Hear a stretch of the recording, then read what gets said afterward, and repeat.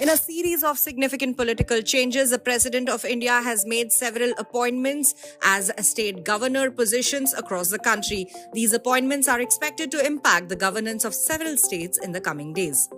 These appointments are expected to impact the governance of 5 states in the coming days.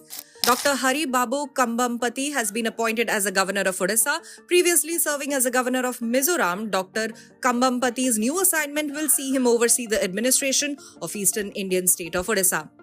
In a significant appointment, General Dr. Vijay Kumar Singh, a distinguished military officer with honors including PVSM, AVSM and YSM, has been appointed as the governor of Mizoram. The retired general, known for his service in the Indian Army, will take over the position as the governor of Mizoram, left vacant by Dr. Kambampati. Rajendra Vishwanath Arlikar, the current governor of Bihar, has been appointed as the governor of Kerala. Arlikar will now head the southern state of Kerala, taking over the position from Arif Mohammad Khan.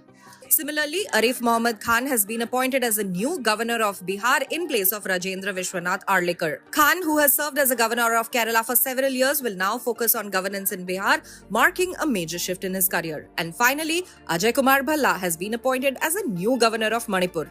Bhalla, who is a senior IAS officer, is expected to bring his administrative experience to Manipur, continuing the work of his predecessor.